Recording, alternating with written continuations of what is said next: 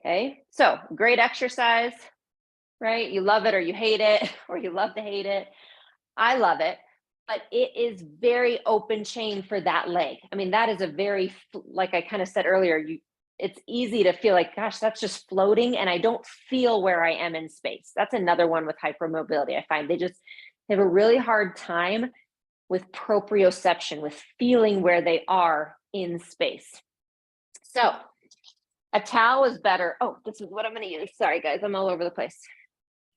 A towel or a yoga strap. I have a strap, so I'm going to use that actually.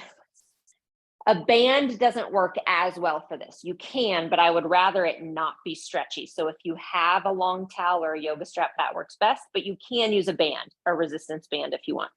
So this is what we're going to do. We're going to come back to that same position, but I am lengthening that strap so it's the same length as my arms, and I am pulling on it. So my elbows are straight. I am pulling my left hand down. I'm pulling my right arm up. And now go back to that same variation.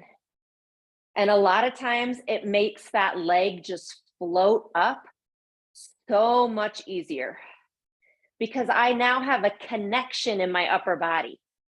My upper body knows what to do. It's connected to itself. It's connected to the other arm. And it allows then that leg to move a little more freely. And then if you want, you can do the other side as well.